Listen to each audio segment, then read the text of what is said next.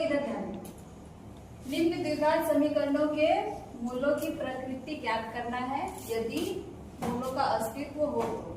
अगर अस्तित्व होगा तभी ज्ञात करना है, अस्तित्व नहीं होगा तो ज्ञात नहीं करना है। तो अस्तित्व कब होगा? जब d का मान 0 आएगा। अगर d का मान 0 आया तो ये अस्तित्व में है। इसके बाद फिर आगे बढ़ेंगे। फिर अगर d का मान प्लस में आए, मतलब 1 2 3 कुछ भी प्लस में, अगर प्लस में आएगा तो भी अस्तित्व में है। और अगर d का मान माइनस में आएगा, -1 -2 या -1/2 कुछ भी ऋणात्मक में, तो वो अस्तित्व में नहीं होगा। तो सबसे पहले हमको d निकालना पड़ेगा कि अस्तित्व में है कि नहीं। तो d निकालने के लिए d का फॉर्मूला होता है d बराबर b² - 4ac। तो उसके लिए हमको b चाहिए, a चाहिए और c चाहिए, है ना। तो b a c कहाँ से मिलेगा? ये समीकरण हम लोग का दिया हुआ है 2x² + 3x + 5 बराबर 0। तो देखो द्विघात समीकरण का व्यापक रूप क्या होता है? बोलो। का व्यापक रूप क्या होता है? ax² + bx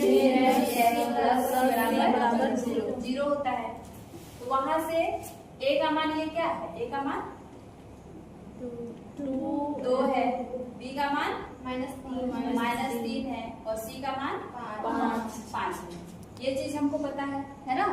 तो d निकाल लेंगे। तो d बराबर होता है b² - 4ac।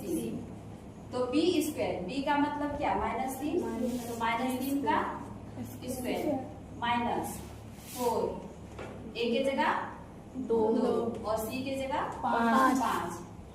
ठीक है, अब इसको सॉल्व करो। -3 का स्क्वायर कितना हो जाएगा? 9। फिर इसको गुना करो, कितना हो जाएगा? -4 दूनी 8 और 8 पंचे 40। फिर इसको घटाएंगे, कितना आया? -31। ठीक है, तो ये किस में आया? ऋणात्मक में आया, है ना। तो ऋणात्मक में आया, इसका मतलब ये अस्तित्व में नहीं है, इसलिए ये अस्तित्व में नहीं है। जब अस्तित्व में नहीं है तो इसका कोई भी हल नहीं हो सकता है, इसलिए इसका कोई हल नहीं है। बस यही तक रुक जाना है। अगर d ऋणात्मक आता है तो रुक जाना है, यही यहाँ तक इसका आंसर होगा। ठीक है, चलो ठीक है। रेडी। पहले d का मान निकालते हैं। यहाँ पे द्विघात समीकरण का व्यापक रूप bx + c बराबर 0। तो a का मान हम लोग का 3 है, b का मान है -4√3 और c का मान 4 है। a है 3, b हम लोग का है -4√3 और c हम लोग का 4। तो पहले d निकालेंगे। d बराबर होता है b² - 4ac।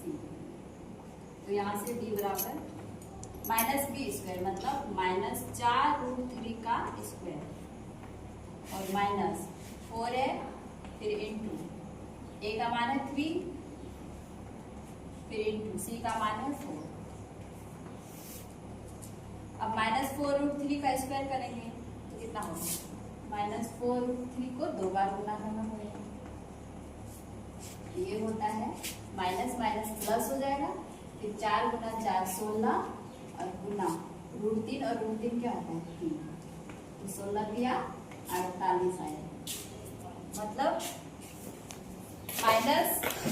-4√3 का स्क्वायर करेंगे तो 48 आ जाएगा।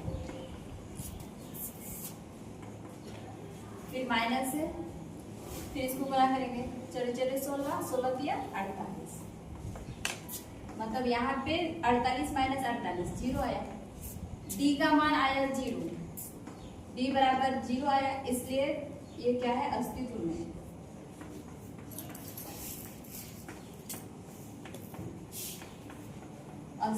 अस्तित्व में है। अगर अस्तित्व में है तब आगे हल हमको निकालना पड़ेगा।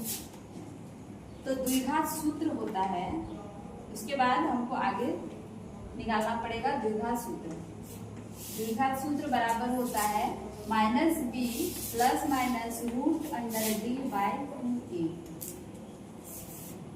तो यहाँ पे -b माइनस तो पहले से है और b का मान हम लोग का क्या है, b का मान है -4√3।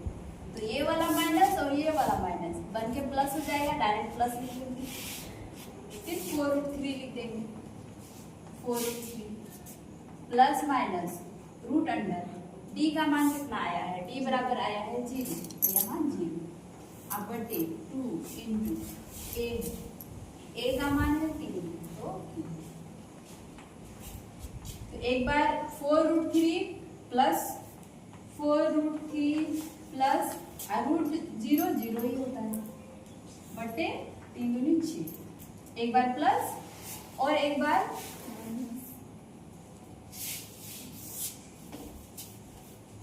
और एक बार 4√3 माइनस 0 बटे 6, ये दो मान है।